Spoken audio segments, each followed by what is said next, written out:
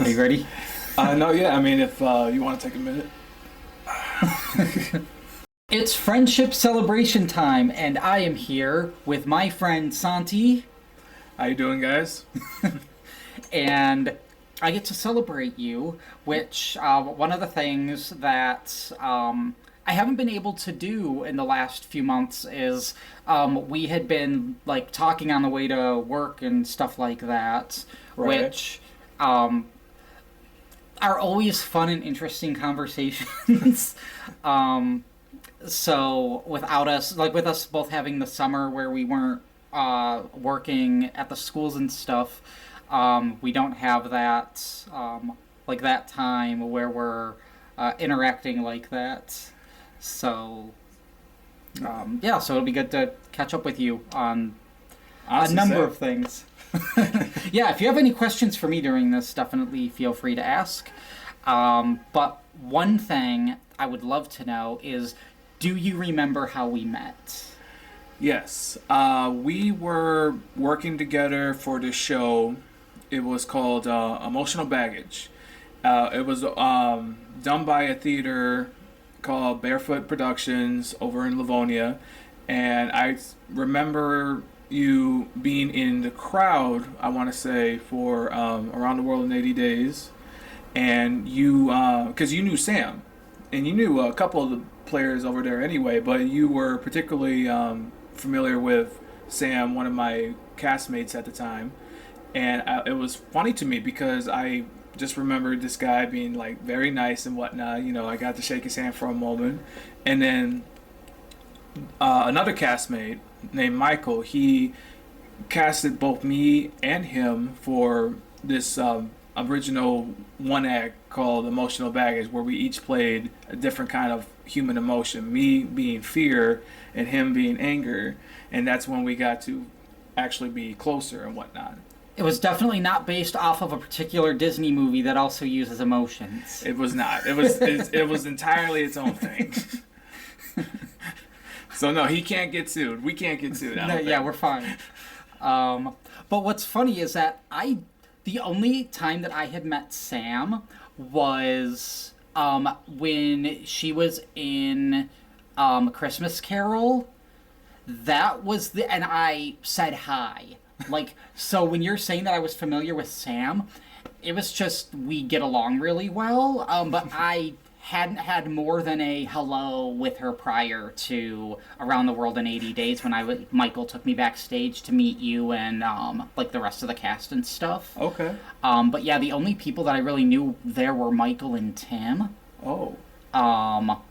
Yeah, and then yeah, anyone I was talking to backstage at that point besides those two were all people I was not familiar with. Then you know what? It's probably because Sam is magnetic. So and which is completely, actually, it makes a lot more sense because she she loves people at a certain level. A certain level, yeah. Yeah, and but if she really likes you though, she'll make it seem like you've known each other for years and whatnot. And I love people who make exchanges like that. Yeah, it's but yeah, that was pretty funny that just your comment on that. But yeah, it was backstage at Around the World in 80 Days. Is like I remember being introduced to you, and then just I also remember it was funny just working with you on Emotional Baggage. Yes. That I had a lot of fun with that show with like all of us, and that's kind of like where our theater family started forming. Yes. Because if you all don't know, we have a very close theater family, and you are one of my theater family's people. Thank you. One of my relatives. I'm not sure where you fall in the relative tree of theater family. Like the tier of it. Yeah, like are you my uncle? Are you like a cousin? Are you my feel like- brother? Like You've it's kind of funny. You've driven me to work. You and I get along very well. We can talk about almost anything, and it's just like, yeah, I'm your mom. well, I mean, In the theater family, I'm your mom. That's where it comes. you You don't want to go that far. I was gonna say like brother. Oh, I yeah. was thinking, or maybe just a really good cousin. But I mean, mom. I'm your much older brother. Yeah, no. This always surprises me too. Jason is older than I am. What's evident about By a it lot. by a lot. He has a son who is pretty grown, and I myself I have no children, and it's always funny to me because I always get casted as the father figure in most of the plays that I'm in. So it's always a running gag for me when it comes to the people I work with because suddenly there's just like a huge age gap between us. So it's like, and you know, it's never that far along, depending on the person. But no, it surprised me how old Jason is actually. Lots of people are surprised by that. With that, with the different acting roles and stuff that you take, I have a few questions to this. Okay. One is, do you enjoy playing characters who are similar to yourself? You know, that's a really good question. I would like to say that overall, probably no, just because I get a chance to transform and whatnot. And you know, I even for somebody who just doesn't even sound like me, I always do add a little bit of myself into it. But at the end of the day, I seek out, I would say, roles that would be just not me. Okay. Yeah, I was curious about that because for some people it can be really easy, and then I know some, like Michael, who prefers to be like as deep into a character he can possibly get. Right. So yeah, I was just curious where you stood on that. And then, is there, and I know that you would love to do like voice work, voice acting type stuff, and whether it's in theater or movies or in some sort of animated series or anything, what is a type of role that you would really enjoy playing? You know that. Oh wow, this is good. This is a really good one. I feel like the main character. You know, everyone wants to be the main character, but otherwise, I'd settle for the funny sidekick. You know, like in let's say a Disney princess movie or something like that. I would like to be the Sebastian type, or the Scuttle type. I would like to be the Firefly from Princess and the Frog. You know, just a memorable character in some sort of way. And if I had to choose like a third tier, I could be a villain. Maybe not the main villain, depending on like the type of anime, the type of animation, but like I feel like I could be maybe the second in command or something like that. You know, just like so loyal to the bad guy or something like that. Okay. What if you were to play an animal in a Disney remake of a children's tale, a fairy tale, or something of that sort? One, what fairy tale or tale, like just children's tale, would you want Disney to recreate that they haven't done yet, that you could be an animal character sidekick in, and what animal character sidekick would you want to be? Like, what animal would it be? You know, let's see. For something that Disney hasn't done, that's hard to pick, because what haven't they done at this point? And it's... I mean, they haven't done Fox and the Hound, and maybe I can be like the older version of Todd, or I would like to be, you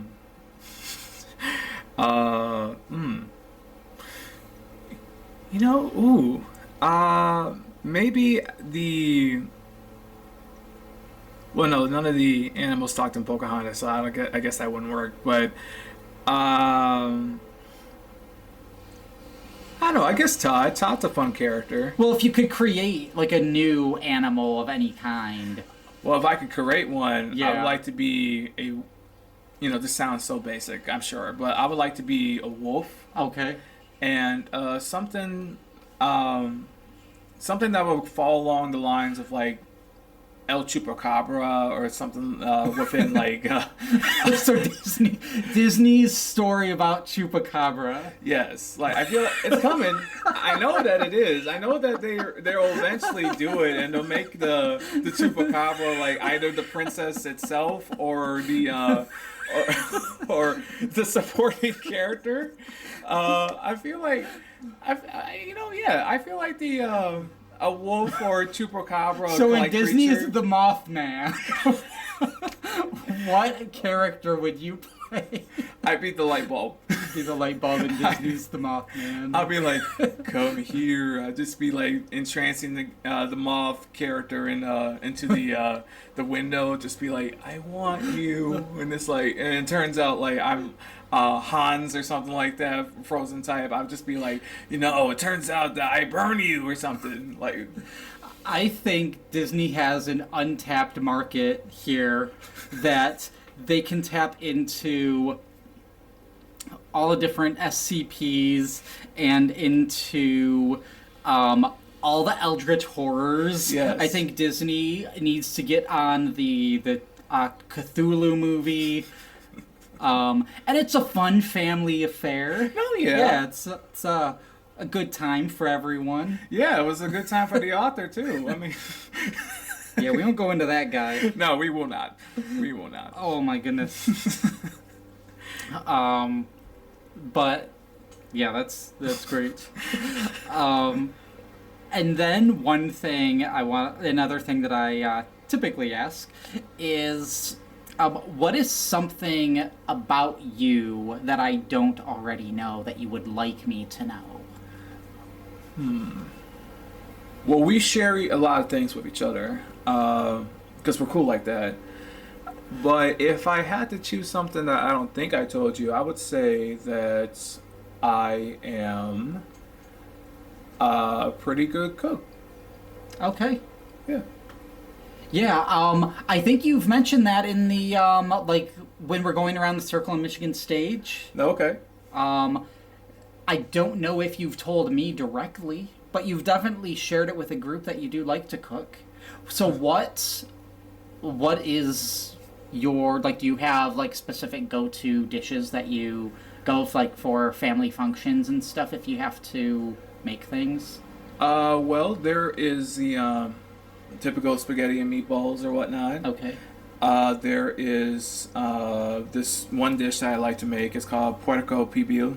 It's slow roasted pork that's like wrapped in like these banana leaves, and it's sautéed. Well, not sautéed. It's marinated in this special spices mix, and when it comes out, it's just like this. It's so juicy and whatnot, and it's so flavorful when you serve it with rice, and it's just it's honestly one of my favorite dishes. I would say there is also the classic PB&J.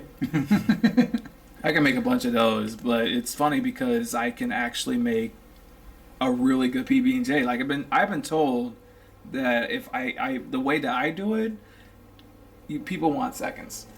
So there's a Coney Island in Sterling Heights that has PB&J on their menu. Oh. Like that actually has it as a menu item, and I hear that it's really good.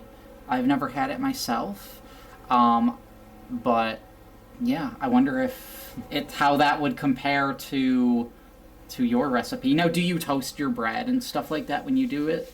I mean, sometimes, but most of the times I don't. I just use the regular ingredients, put them, spread them out to the edges of the bread, and then I give it to the person.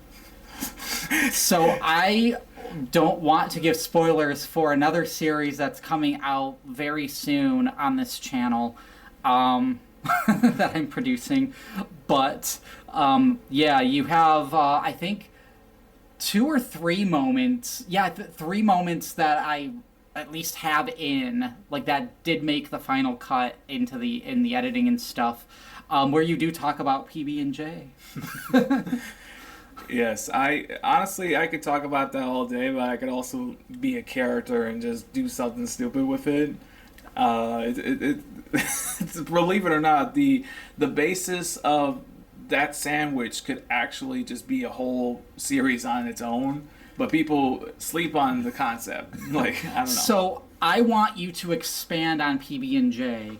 I mean, I'm curious what knowledge you can share with me about it. I mean, because there's plenty of ways to do it. Like there is the classic, just bread, whether it's wheat or white. You can just have the bread, then the PB, and then the J, and then just more bread, and then that's it. But there's also the toasted version. There's also the version where you can add cheese. There's also the version where you can add the PB on both sides. It's peanut butter, by the way. If you don't know what PB is, if you're living under a rock, that's what I'm talking about. There's the peanut butter on both sides, and then there's jelly in the middle, so you can like make your homemade Smuckers. There's the deep fried. There is I don't know. There's one You've where deep fried a peanut butter and jelly sandwich? I have attempted once. It didn't turn out well, but I can say that I still ate it though, and it was still edible. So Okay. and then you have what's another one? There is the one where you can put like bananas in it, and you know that's just a healthy choice and whatnot. I would recommend just bananas if you're gonna put like a real fruit in it, because apples and you know like even like grapes or something like that. Grapes on jelly, it's not good. You guys, I'm sorry, but no, yeah, there's ways you can like spice up the recipe. There's ways you can be creative with it, and I love that. Despite the fact that it's just a simple sandwich, you can gourmet it. I would say, you know, not to sound like I'm exaggerating or whatever, but you know, you can do a lot of fun stuff with PB&J. So let's say you gourmet a peanut butter and jelly sandwich. What do you serve with it? I would say that you could. There's one way I've done it. You can when you gourmet it on the side, what you add is not just cereal but like oatmeal. So and it's funny because you with the oatmeal and whatnot, you can gourmet up that too. You know, just add like the cinnamon or sugar or whatever tickles your fancy or whatnot. And there's also like ones where you can just have like a dollop of whipped cream on the side or something, just make it like look kind of fancy, make it look, you know, special or whatnot. So I mean that's what I would say. Would you ever take your gourmet peanut butter and jelly sandwich into a cooking competition? Oh, probably not. You know, a lot of my gourmets are hot messes, but the taste is more flavorful. The taste is more out there. It just like presentation wise, it would just fail immediately. So yeah. So don't look at it. Yeah, no, don't look at it. Just taste it. You know, close your eyes and just eat it. You know, just trust me. All right, it's good. There's a ground turkey veggie dish that I've been making a lot the last 2 months. Nice. And Hunter, every time, especially when he first saw it, he was saying it looks like, he was saying it looks like gruel. He's like, eat your gruel, Dad. I did make him try a bite with mostly just me because he doesn't like carrots, and there are carrots in it. And then I used to put soy sauce in it, but to cut back on the sodium, I started swapping it with lemon juice and mustard to still give it some unique flavor. So, yeah. But the presentation, it's not something... so I haven't shown it to a lot of people, but he definitely had a I don't like looking at your food feel to that particular dish. I know that feeling well. So, with your like when you do acting and stuff like that, I see your family being very supportive and stuff, and you seem very close with your family. What are things that you all do together? Like, what are things you like doing with your family? Oh, that's easy. We like to go to the theater, and then immediately after, we would try to find a place we're all cool with to eat out afterwards. And I think we end the day by watching a movie together at home, like either on streaming or on Blu-ray or something. So then you watch, like you go to the theater and then you watch a movie afterwards. Oh yeah, we love movies in our household. So what we try to do is just enjoy ourselves, because most of the times we're all busy with something, and occasionally we can get stressed out about something else, and then we will have a day where we're all just, when we're together, we make the most of it by going out and just enjoying ourselves, coming back into the house, and then enjoying ourselves. So, oh yeah. No, that's awesome. I wish that I had seen more movies to ask you more in-depth questions about the movies, but there are so many classics that I just haven't seen, so many movies that have been recommended, and even TV series that I need to watch. And I want to apologize to everyone that I have not seen Avatar: The Last Airbender more than about a 2-minute clip that was sent to me, and I liked it. That's the thing. It's not like I am not interested. It's not like I don't like it. I want to see Avatar: The Last Airbender. You have mentioned that to me before, but I thought that at some point that since we last saw each other that you at least started the show. No, I have it in my Netflix queue. Like, I have it there to where I need to click. So you see my TV setup right now. Okay. So in my room, I can't really, there's not really a good way to watch that. I mean, yeah, I could move the Nintendo 64 games out from in front of it. True. And stuff, but if I'm like laying in bed at night, I'm not gonna have a good angle. Like, I've tried watching TV and I have to like sit weird because it has like a weird angle where you can't see half of the screen and stuff.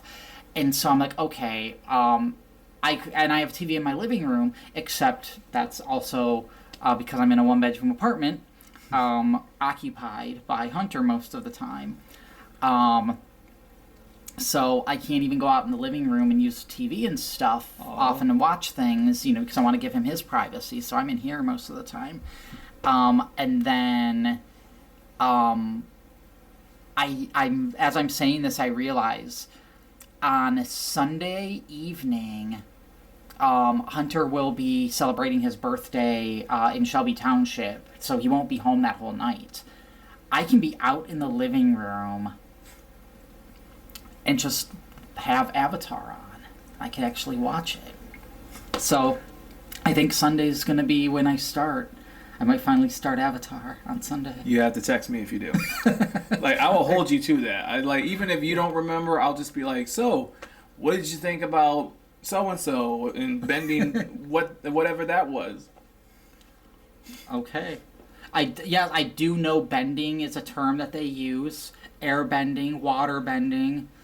I don't know if it's called earth bending or rock bending. Earth bending. It is earth bending, okay. So, I do know that there's some bending that goes on. There's also fire bending. Okay. Yeah, there's 4 elements, and that's all I'm going to say. Okay. But yeah, that's that's something where I can lose a lot of respect, and I think I'm going to earn it back. I think I will. I think you're going to look at me a little bit differently after Sunday. Like, just a little more respect. Well, it's not like I don't respect you, but it's just like, this is a really good show. At some point, and mind you that it's animated, so it's not, if you don't like something that's a cartoon or what appears to be an anime, you're going to classify it as niche, but Avatar is something that a lot of people can enjoy. It has such a rich lore to it. It has good voice acting in it. and just a really good story with characters that you practically fall in love with and whatnot. And it sounds weird because there's only like 61 episodes, I believe. There's only 3 seasons, but it has such an impactful drive to it, like a plot that stays continuously what's the word, engaging. Yes. So that's why, like, even for full grown adults just as yourself, and not just the kids and whatnot who it's meant for, it can be a good experience, truly. Yes, I'm confident that me and all my elder millennialness can enjoy it, because I like anime and I like animated shows and stuff, so there's no reason that I have not watched it. Like, it's just neglect. I'm neglecting my own needs by not watching Avatar: The Last Airbender. So I will definitely get on that.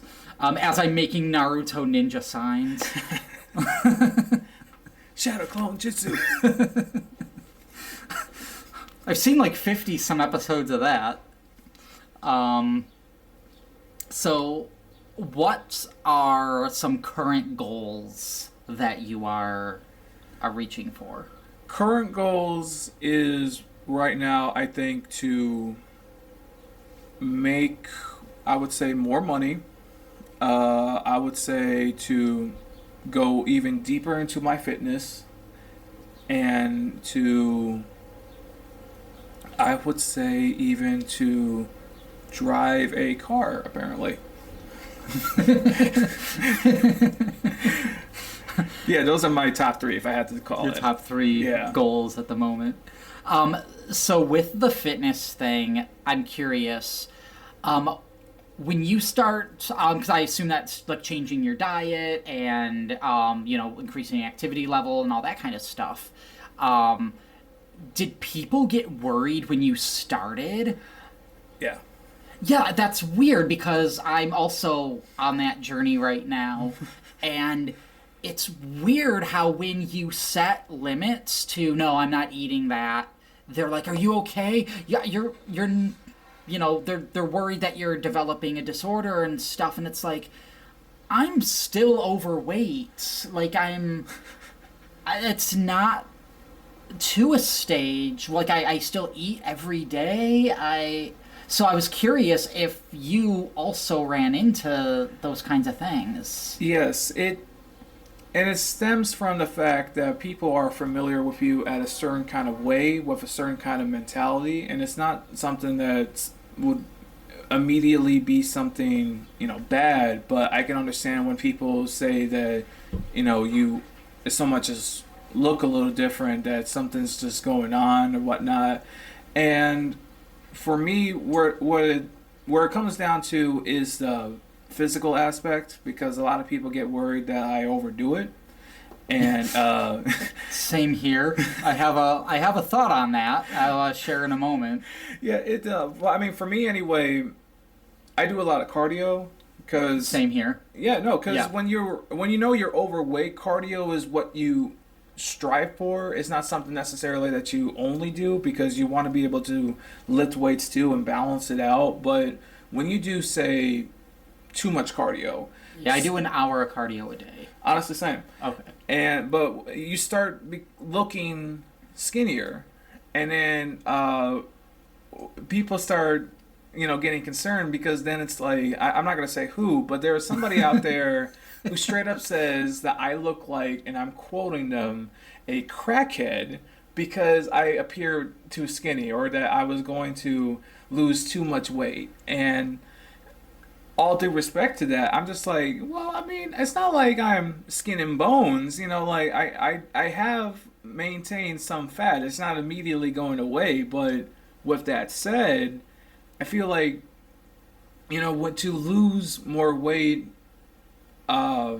is always going to be what maintains in my mind. And then and as of, like, let's say, like, the past 4 months, it's also been to maintain weight too, because you don't want to just lose it. You want to be able to appear, muscular and work on your abs and all that.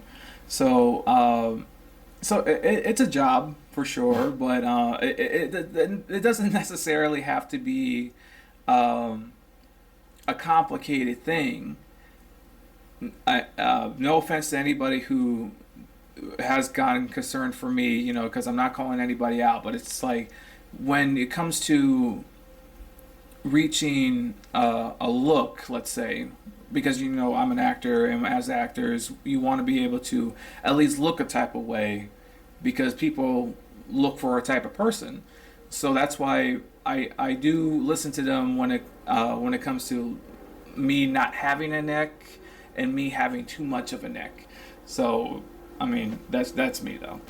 Yeah, a couple thoughts on that. First of all, there was someone who he had seen you in some other shows and stuff like that. He's a friend of mine, and he had mentioned on Sunday when we were out, like a group of us had gone out, and he mentioned that he was like, is he a professional actor now? He's like in a bunch of shows, he's looking really good, and so he had a lot of really nice things to say about you. Okay. As well. So I mean, on that end, that's someone who is noticing that, you're doing a lot of positive changes and doing things that you want to do with like acting and fitness and stuff. And then the other thing with the sometimes overdoing it. I suspect it has to do with some autistic hyperfocus where we can say, okay, this is what needs to change. This is how we need to do it now. And then that's just how it becomes. Like you just focus like, nope, I have to do this every day now. This is part of my thing. Is that kind of where you... Yes, I wouldn't say I get crazy, but I feel a type of way when I don't go to the gym every day, or at least 5 times a day. 5 times a day. I'm not. let me start over. You're overdoing it. No, right. 5 times a week. For like a couple hours a day at most. That is what my routine is. And when I don't do it on a certain amount of days, like if I only go to the gym for, let's say, 3 times a week, I feel a little tiny bit depressed, because it's just like, okay, I'm gonna get fat again, and I'm thinking about that, because it's like I can lose weight good because I have a pretty good metabolism, but then all of a sudden it's like when I'm getting lazy with it, suddenly I feel genuinely feel like the calories are just increasing. And that's why I'm just like, oh, okay, I'm going to do some push-ups right now.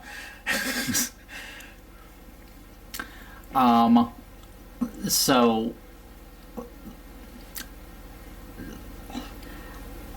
I got a little distracted. No, it's okay. So there are quite a few thoughts there.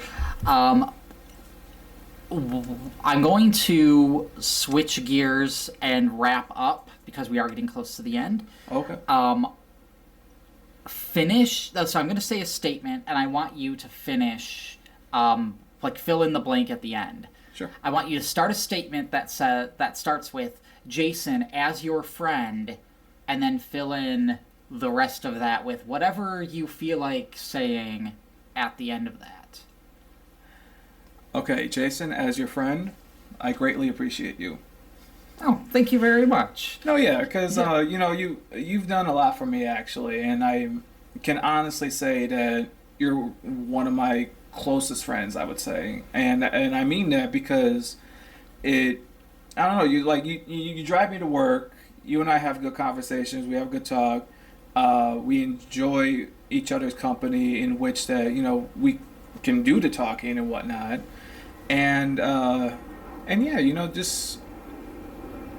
Somehow it never fails to not even just intrigue me, but impress me with how much what you can like do, as far as your videography goes, as far as your improvisational skills goes, which is tremendous, by the way. If you don't know, he is like an improv king, and Yeah, it truly never gets boring. Definitely don't feel like that, so thank you very much. No, believe me, like you're a lot better than me as far as like say improv goes. Like that's just like because I would like to think that I can think on the fly, but then it's like you can like catch something in a situation that like makes absolutely no sense and then just make something out of it. And I can make something make absolutely no sense when things are making sense. So one of the other questions I'd forgotten for a moment, but I remembered, and I'm just going to ask this real quick too, is when you go to the gym, since you don't drive, does someone go with you? Like, do you have a partner that goes with you to the gym? Actually, I do, and it's my family, the one that we were talking about before. It can just be my mom, or sometimes it's my brother, my older brother, or my younger brother. And well, because we all have passes, and it's awesome because I feel like if I go by myself, sometimes I get distracted by like a video on YouTube, or just trying to pick another song to play, and then all of a sudden it's just like, wait, oh my God, it's already been like 20 minutes. Hold up, I'm spending way too much time on this. So like when I go with somebody else though, I can see what they're doing. And it orders my body to change up and just say like, okay, now let's get back to work and whatnot. Okay, awesome. Yeah, I was curious about that.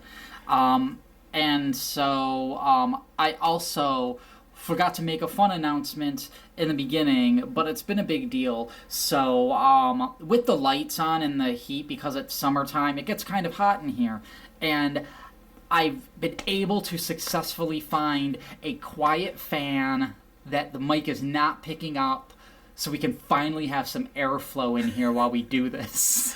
So I apologize to the other friends who I've had on for not having that available, but I have it now. So if any of you want to come back on and experience another conversation with a fan blowing on you the whole time, how was that? How was it like having a fan on you? Honestly, it's incredible. Like it's so tiny too, but it has so much power to like go with us and whatnot, and not even a speck of sweat, truly. So it definitely does the job.